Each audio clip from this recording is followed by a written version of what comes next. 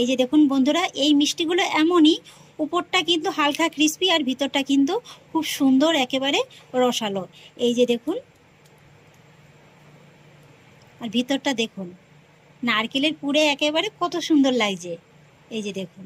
নমস্কার বন্ধুরা, অনুভা রান্নাঘরে আরও একটি নতুন রেসিপিতে সবাইকে স্বাগত জানাচ্ছি।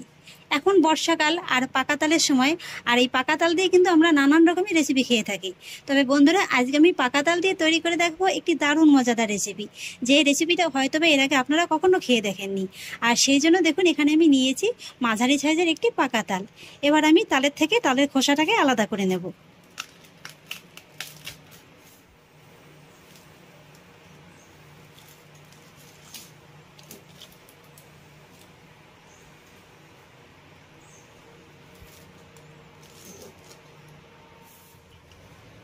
তালের থেকে তালের খোসাটাকে আমি খুব সুন্দর করে আলাদা করে নিয়েছি, আর তালের আটিগুলোকেও কিন্তু আমি এইভাবে আলাদা করে নিয়েছি। এবার আমি আটি দুটোকে ধরে এইভাবে একটু থেতলে নেব, এতে করে তালের কাঠটা বের করতে খুবই সুবিধা হবে। আর এবার আমি এরকম একটা গ্রেটারের সাহায্যে তালের কাঠটাকে খুব ভালোভাবে বের করে নেব। এইভাবে যদি আপনাদের হাতের কাছে গ্রেটারটা থাকে, তাহলে এইভাবে বের করে দেখবেন যে খুব সহজেই কিন্তু তালের কাঠটা বেরিয়ে যাচ্ছে। তালের কাঠটাকে দেখুন বন্ধুরা, আমি খুব সুন্দর করে বের করে নিয়েছি। আর এইভাবে বের করে নেওয়ার পরে কিন্তু আটিগুলো একেবারে সাদা হয়ে যাবে। এই যে দেখুন। এবার আমি তালের কাঠটাকে একটু ছেঁকে নেব, এতে করে কি হবে, তালের ভিতরে যদি কোনো আঁশ থেকে থাকে সেটা কিন্তু খুব ভালোভাবে আলাদা হয়ে যাবে। আমি এরকম একটা পাতলা নেটযুক্ত জালির সাহায্যে তালটাকে ছেঁকে নিয়েছি, আপনারা চাইলে কিন্তু ছাঁকনি দিয়েও ছেঁকে নিতে পারেন। আর এবার এই ছেঁকে নেওয়া তালের কাঠটাকে আমি ঢাকা চাপা দিয়ে অন্য একটি জায়গায় সরিয়ে রাখবো। আর এবার আমি একটি ময়দার ডো তৈরি করে নেব, সেই জন্য বড় একটি জায়গা নিয়ে নিয়েছি। জায়গার ভিতরে নিয়ে নেব উঁচু উঁচু 2 কাপ ময়দা।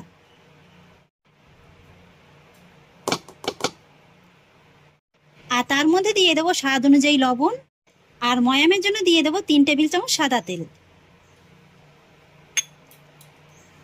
এবার আমি তেলটাকে ময়দার সঙ্গে খুব ভালোভাবে মিশিয়ে নেব, আর সুন্দর একটা ময়াম দিয়ে নেব। ময়ামটাকে আমি খুব ভালোভাবে দিয়ে দিয়েছি। আর এবার আমি এর ভিতরে অ্যাড করব এই যে ছেঁকে রাখা পাকা তালটা। একবারে কিন্তু পুরো তালটা দেব না, এইভাবে অল্প অল্প করে দেব, আর ময়দার সঙ্গে খুব ভালোভাবে মাখিয়ে নেব। এখানে বন্ধুরা খেয়াল করেছেন, আমি কিন্তু তালের কাঠটা বের করার সময় কোনো রকমের কোনো জলের ব্যবহার করিনি। আর এই যে ময়দাটা মেখে নেব, এখানেও কিন্তু কোনো জলের ব্যবহার করব না। আর এই ডোটি কিন্তু একটু হালকা শক্ত ধরনের হবে, সেইভাবেই কিন্তু অল্প অল্প করে তালের কাঠ দিয়ে ডোটিকে খুব ভালোভাবে মেখে নিতে হবে। এই যে বন্ধুরা, ডোটিকে আমি খুব ভালোভাবে মেখে নিয়েছি, আর এইভাবে কিন্তু একটু শক্ত করে মেখে নিতে হবে। আর এবার আমি এই ডোটিকে এইভাবে ঢাকা চাপা দিয়ে রেস্টে রেখে দেবো 10 মিনিটের মতো। আর এই 10 মিনিটের ফাঁকে চলুন আমি একটি নারকেলের পুর তৈরি করে নেবো। আর সেই জন্য একটি কড়াইয়ের ভিতরে দিয়ে দিচ্ছি মিডিয়াম সাইজের একটি নারকেল কোড়া। তার মধ্যে দিয়ে দিচ্ছি 1/3 কাপ চিনি, আর সুন্দর একটা ফ্লেভারের জন্য কিছুটা পরিমাণে এলাচ গুঁড়ো। এবার আমি মিডিয়াম ফ্লেমে এই চিনিটাকে নারকেলের সঙ্গে খুব ভালোভাবে গলিয়ে নেব, আর তারপরে নারকেলের পুরটাকে এইভাবে অনবরত নেড়েচেড়ে একটু তৈরি করে নেব। তবে নারকেলের পুরটা পুরোপুরি তৈরি হওয়ার আগে এইভাবে একটু চেক করে দেখবেন। যখনই দেখবেন যে নারকেলের ভিতর থেকে এই যে এক্সট্রা জলটা একটু ভালোভাবে শুকিয়ে গেছে, তবুও একটু ভেজা ভেজা আছে, তখনই কিন্তু এর ভিতরে অ্যাড করতে হবে কাজু বাদাম। আর এখানে আমি 1/3 কাপের মতো কাজু বাদাম এইভাবে একটু থেতো করে নিয়েছি। তবে এটা সম্পূর্ণই অপশনাল, আপনাদের হাতের কাছে যদি না থাকে না দিলেও চলবে। তবে কাজু বাদামটা দিলে কিন্তু এই সময়টাতেই অ্যাড করবেন। এবার আমি কাজু বাদামটাকেও এই নারকেলের সঙ্গে ভালোভাবে মিশিয়ে নেব, আর তারপর ফাইনালি এইভাবে অনবরত নেড়েচেড়ে নারকেলের পুরটাকে রেডি করে নেব। আরও 2-1 মিনিট এইভাবে অনবরত নেড়েচেড়ে আমি নারকেলের পুরটাকে খুব ভালোভাবে তৈরি করে নিয়েছি। আশা করি নিশ্চয়ই দেখে বুঝতে পারছেন যে নারকেলের পুরটা ঠিক কেমনভাবে তৈরি করে নিতে হবে। এই যে দেখুন, কড়ার গাটা কিন্তু হালকা সারতে শুরু করে দিয়েছে, আর খুব সুন্দরভাবে কিন্তু একটা ঝুরঝুরে ভাব চলে এসছে। ঠিক এরকমভাবেই কিন্তু নারকেলের পুরটাকে রেডি করে নিতে হবে। এবার আমি গ্যাসের ফ্লেমটাকে অফ করে দেবো, আর তারপরেই নারকেলের পুরটাকে অন্য একটি জায়গায় নামিয়ে ভালোভাবে একটু ঠান্ডা করে নেব। এদিকে 10 মিনিট হয়ে গেছে, ঢাকাটাকে তুলে নিচ্ছি। ডোটিকে হাত দিয়ে আরো একবার ভালোভাবে মেখে নেব, আর তারপরে এই ডোয়ের ভিতর থেকে মিডিয়াম সাইজ করে কয়েকটি লেচি কেটে নেব।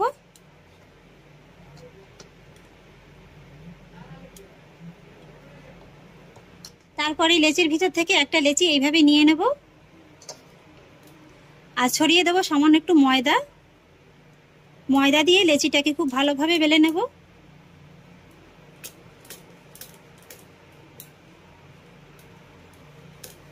লেচিটাকে আমি খুব সুন্দর করে বেলে নিয়েছি আর এইভাবে কিন্তু একটু হালকা মোটা রেখে বেলে নিতে হবে। আর এবার দেখুন আমি নিয়েছি এই ধরনের একটা ছোট স্টিলের গ্লাস দিয়ে এইভাবে একটু লেচির গা থেকে কেটে নেব।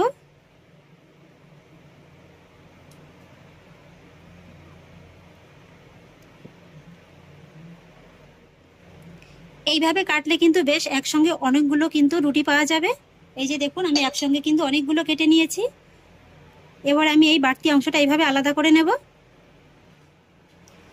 একটি প্লেটে সামান্য একটু ময়দা ছড়িয়ে এক এক করে এইগুলো রেখে দেব। একই রকম ভাবে আমি সবগুলো লেচি বের করে নিয়েছি। এবার আমি মিষ্টিটার একটু ডিজাইন তুলে নেব, সেই জন্য দেখুন দুটো লেচি হাতে নিয়ে নিয়েছি। লেচির মাথা দিয়ে এইভাবে একটু সামান্য জল হাত করে নেব। এটা কিন্তু অবশ্যই করে নেবেন, তা নাহলে কিন্তু এগুলো যখন তেলে ভাজবেন, তেলে ছাড়ার সঙ্গে সঙ্গে কিন্তু মুখটা ছেড়ে যাবে। এইভাবে একটু জল হাত করে নেওয়ার পরে আমি যে নারকেলের পুরটা রেডি করে রেখেছিলাম, সেই নারকেলের পুরটা এইভাবে লেচির উপরে দিয়ে দেব।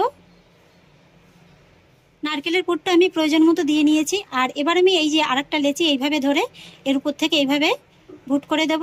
আর তারপরে এইভাবে একটু আলতো হাতে চেপে এই দুটো মুখ এইভাবে জড়ো করে নেব।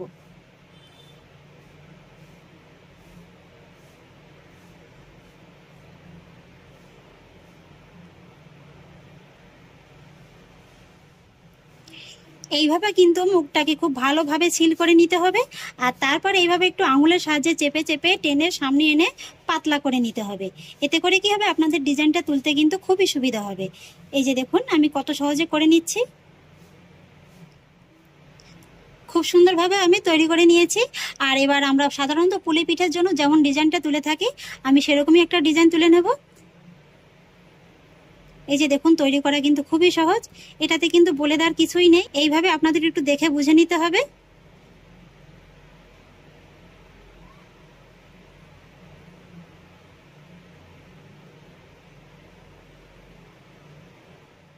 আশা করি নিশ্চয়ই দেখে বুঝতে পারছেন যে মিষ্টিটা ঠিক আমি কিভাবে তৈরি করে নিয়েছি।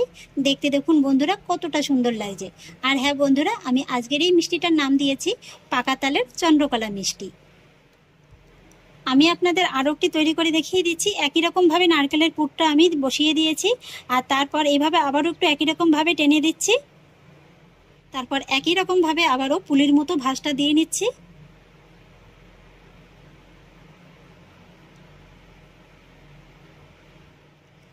তবে আপনাদের যদি এই ডিজাইনটা একটু অসুবিধা মনে হয়, তাহলে কিন্তু আপনারা এইভাবে শুধু মুখটাকে জয়েন করে নিলেও নিতে পারেন, সেটা কিন্তু আরও সহজ তৈরি করা। এই যে বন্ধুরা আমার আরও একটি চন্দ্রকলা মিষ্টি তৈরি করা হয়ে গেল। আর এইভাবেই সবকটি মিষ্টি তৈরি করে নেব। এক এক করে আমি সবগুলোকে তৈরি করে নিয়েছি। আর এবার এগুলোকে সব ভেজে নেওয়ার পালা। আর সেই জন্য একটি কড়াইতে পর্যাপ্ত পরিমাণে সাদা তেল আমি হালকা গরম করে নিয়েছি। আর এগুলো ভাজার সময় কিন্তু গ্যাসের আঁচটাকে একেবারে কমিয়ে দিয়েই ভেজে নিতে হবে। আশা করি নিশ্চয়ই দেখে বুঝতে পারছেন যে তেলের তাপমাত্রাটা ঠিক কতটা হতে হবে। তেলটাকে কিন্তু খুব বেশি গরম করতে যাবেন না, যেহেতু এগুলো ভাজতে একটু সময় লাগে। তাই যদি খুব বেশি গরম করে নেন, তাহলে কি হবে, উপর থেকে একটা কালার চলে আসবে আর ভিতরটা কিন্তু কাঁচাই থেকে যাবে। আর এইভাবে চেষ্টা করবেন একসঙ্গে বেশ অনেকগুলো ভেজে নেওয়ার। যেহেতু এগুলো ভাজতে একটু সময় বেশি লাগে, তাই একসঙ্গে ভেজে নিলে কিন্তু বেশ অনেকগুলো আপনাদের ভাজা হয়ে যাবে। আর তেলে ছাড়ার সঙ্গে সঙ্গে কিন্তু নাড়াচাড়া করা যাবে না, এইভাবে একটু কিছুক্ষণ অপেক্ষা করতে হবে। প্রায় 5 থেকে 7 মিনিট বাদে দেখতে পাবেন যে এগুলো নিজের থেকে তেলের উপরে ভেসে উঠেছে। তখন এইভাবে একটু চামচের সাহায্যে এগুলোকে চেপে চেপে তেলের ভিতরে বসিয়ে দেবেন। তাহলে কি হবে, উপরে যে মিষ্টিগুলো এগুলো খুব সুন্দরভাবে তেলের ভিতরে ডুবে থাকবে আর খুব ভালোভাবে ভাজাটা হয়ে যাবে। আর তারপর এই মিষ্টিগুলো আপনারা এইভাবে চামচ দিয়ে দিলেই বুঝতে পারবেন যে হালকা একটু শক্ত হয়ে গেছে। তখনই কিন্তু এইভাবে একটু আলতো হাতে উল্টে দিতে হবে। দেখে নিশ্চয়ই বুঝতে পারছেন বন্ধুরা যে মিষ্টিগুলো ঠিক কতটা ফুলে গেছে। ফুলে কিন্তু বেশ অনেকটা বড় হয়ে গেছে। একই রকম ভাবে সবকটা মিষ্টি উল্টে দিয়েছি। আর এবার কিন্তু একই রকম আছে, এগুলোকে উল্টে পাল্টে একটু সুন্দর রং ধরিয়ে ভেজে নিতে হবে। চন্দ্রকলা মিষ্টিগুলোকে আমি খুব সুন্দর করে ভেজে নিয়েছি, এবার তেল থেকে তুলে নেব। আর এই এক একবার চন্দ্রকলা মিষ্টি ভাজতে মোটামুটি 10 থেকে 15 মিনিটের মতো সময় লাগে। এই যে দেখুন বন্ধুরা, মিষ্টিগুলো একেবারে কত সুন্দর ভাজা হয়েছে। মিষ্টিগুলোকে তুলে আমি তেলটাকে খুব ভালোভাবে ঝরিয়ে নিয়েছি। আর বন্ধুরা, এই মিষ্টিগুলো কিন্তু আপনারাও এইভাবে শুধু তেলে ভেজেও খেতে পারেন, আবার চিনি শিরা দিয়েও খেতে পারেন, দুটোতেই কিন্তু খুবই ভালো লাগে খেতে। আর এইভাবে যদি আপনারা শুধু তেলে ভেজে খান তাহলে কিন্তু এয়ারটাইট কন্টেনারে ভরে 2 থেকে 3 মাসের মতো সংরক্ষণ করে খেতে পারেন। এবার আমি মিষ্টিগুলোর জন্য চিনি শিরাটা তৈরি করে নেব। সেই জন্য কড়াইতে দিয়ে দেবো 1.5 কাপ চিনি, তারই মধ্যে দিয়ে দেবো 1 কাপ জল, সঙ্গে দিয়ে দেবো 3টি ছোট এলাচ, আর সেই সঙ্গে সুন্দর একটা রং এবং ফ্লেভারের জন্য দিয়ে দেবো কিছুটা পরিমাণে জাফরান। তবে এটা সম্পূর্ণ অপশনাল, হাতের কাছে না থাকলে না দিলেও চলবে। এবার মিডিয়াম ফ্লেমে আমি চিনিটাকে একটু গলিয়ে নেব। আর এখানে কিন্তু বন্ধুরা কোনো 1 তার কিংবা 2 তারের শিরা করার প্রয়োজন নেই, একটু চিটচিটে ভাব আসলেই কিন্তু হয়ে যাবে। প্রায় মিনিট 5 মতো আমি চিনি শিরাটাকে জাল করে নিয়েছি। এই যে দেখুন বন্ধুরা, চিনি শিরাটা কিন্তু পারফেক্টলি তৈরি হয়ে গেছে।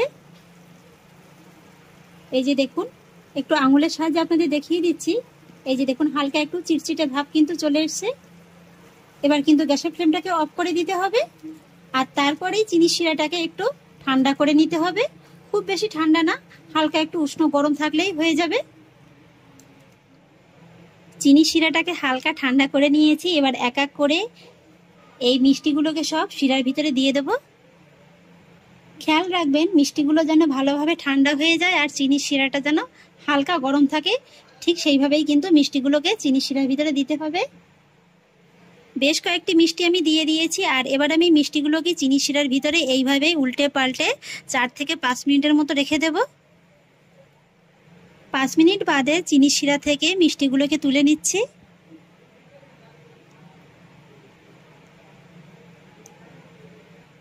বাকি মিষ্টিগুলোকেও একই রকম ভাবে দিয়ে দিচ্ছি। বেশ কয়েকটি মিষ্টি আমি একটি থালায় সাজিয়ে নিয়েছি, আর সেই সঙ্গে একটু জাফরানও কিন্তু উপর থেকে ছড়িয়ে দিয়েছি। আর এবার আমি আরেকটু সৌন্দর্যের জন্য দিয়ে দেবো কিছুটা পরিমাণে পেস্তা বাদাম কুচি। বাড়িতে যদি পাকা তাল থাকে তাহলে অবশ্যই এই রেসিপিটি বানিয়ে খান, আর পরিবারের লোকদের বানিয়ে খাইয়ে তাদের প্রশংসা একেবারে পুরোটাই কুড়িয়ে নিন।